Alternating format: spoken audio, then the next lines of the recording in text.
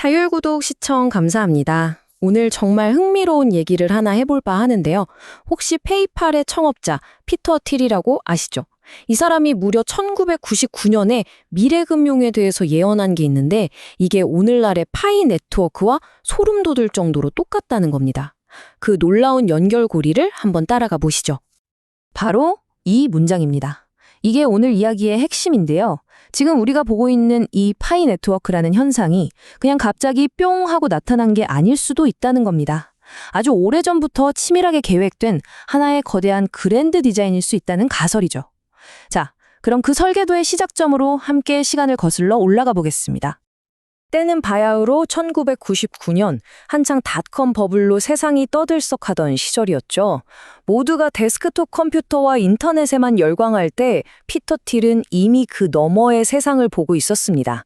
그가 내놓은 세 가지 예언, 당시에는 거의 공상과학소설처럼 들렸을 텐데 지금 와서 다시 보면 와, 정말 무서울 정도로 날카롭습니다. 한번 보세요. 1999년의 예언. 그리고 2025년의 현실, 그 사이에는 무려 26년이라는 긴 시간이 있습니다. 과연 이 긴 시간 동안 상상에 불과했던 아이디어가 어떻게 지금 우리의 현실이 되었을까요? 그의 첫 번째 통찰부터 한번 뜯어보겠습니다. 틸이 가장 먼저 주목했던 것, 바로 휴대폰입니다. 지금이야 우리 몸의 일부 같지만 그 당시만 해도 이 작은 기계가 개인에게 금융의 주권을 쥐어주는 가장 강력한 무기가 될 거라고 본 사람은 거의 없었어요. 특히 그는 개발도상국의 엄청난 잠재력을 정확히 꿰뚫어 보고 있었죠. 자, 여기서 핵심은 이겁니다. 틸은 이런 생각을 한 거죠. 앞으로 개발도상국 사람들은 비싼 PC를 살 필요 없이 바로 휴대폰을 쓰게 될 거야. 그럼 그 휴대폰으로 뭘 할까요? 바로 자국에 있는 부패했거나 믿을 수 없는 금융 시스템을 그냥 건너뛰어버리는 겁니다. 휴대폰 하나만 있으면 정부가 돈을 못 빼가게 막아도 내 재산을 달러 같은 안전한 자산으로 바꿔서 보관할 수 있게 된다는 거죠. 이게 바로 개인의 금융 해방, 그 개념의 시작이었습니다. 자, 두 번째 예언은 여기서 한 발 더 나갑니다. 훨씬 더 근본적인 이야기인데요. 국가가 찍어내는 돈, 그러니까 우리가 쓰는 이 원화나 달러 같은 법정 화폐의 시대는 저물고 개인들이 서로 신뢰를 기반으로 직접 사용하는 사적인 화폐의 시대가 열릴 거라는 주장이었죠. 틸은 정부가 보증하는 돈을 좀 의심했어요. 왜냐하면 정부는 마음만 먹으면 돈을 더 찍어낼 수 있고 그러면 가만히 앉아 있어도 내 돈의 가치가 계속 떨어지잖아요. 인플레이션이죠. 이걸 일종의 보이지 않는 세금이나 속임수라고 본 겁니다.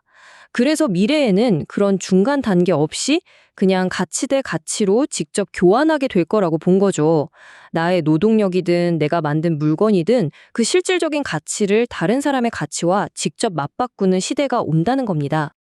그리고 드디어 그의 비전 중에서도 가장 혁명적인 아이디어가 나옵니다.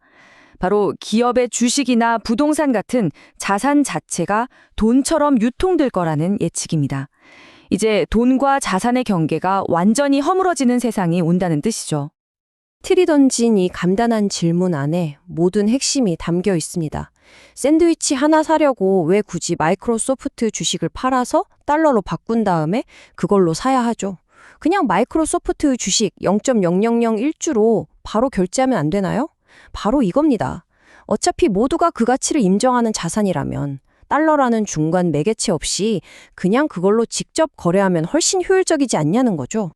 자, 이제 다시 현재로 돌아와 볼 시간입니다.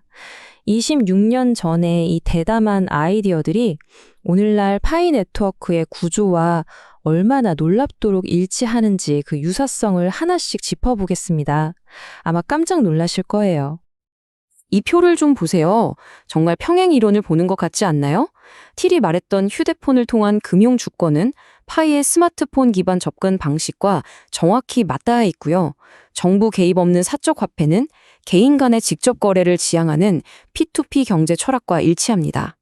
그리고 마지막으로 주식의 화폐화라는 아이디어는 현실의 가치를 디지털 토큰으로 만들어 거래하는 파이의 실물 자산 RWA 토큰화 비전과 그 뿌리가 같다고 볼 수 있습니다. 자, 이 표는 더 깊이 들어가는데요. 이게 정말 흥미롭습니다. 단순히 겉모습만 비슷한 게 아니라 그 구조와 철학 자체가 똑같다는 걸 보여주거든요. 먼저 접근성 측면에서 틸의 휴대폰 금융 비전은 전 세계 5천만 명이 넘게 참여하는 파이의 스마트폰 생태계로 현실이 됐습니다. 화폐의 본질은요? 그의 자산 화폐로는 실물 자산과 연동하려는 파이의 비전으로 구체화되고 있죠. 그리고 마지막으로 주권, 국가 통제를 벗어난 사적 화폐라는 아이디어는 개인 키와 신원 인증, 즉 KYC를 통해 개인들끼리 신뢰 네트워크를 구축하는 시스템으로 이어지고 있는 겁니다. 아마 지금쯤 이런 생각이 드실 거예요. 에이, 그냥 우연의 일치 아니야? 시대의 흐름이 비슷하니까 그런 거겠지.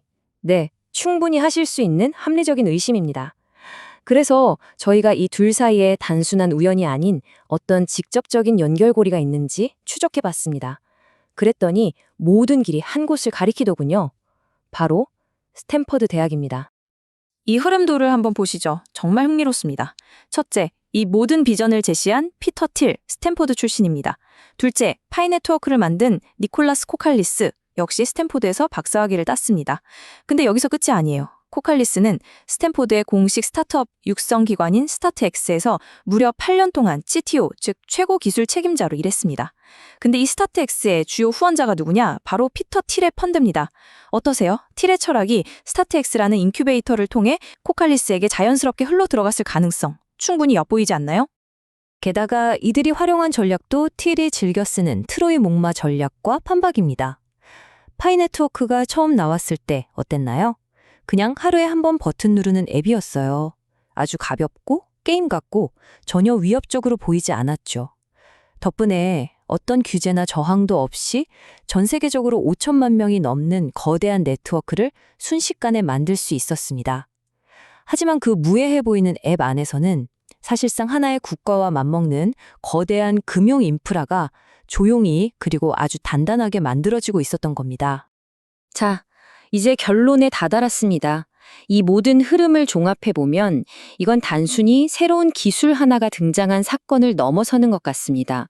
어쩌면 지난 100년 이상 이어진 중앙화된 금융 시스템에서 개인에게로 그 주권을 되돌리려는 거대한 역사적 흐름의 일부로 해석해 볼 수 있다는 거죠.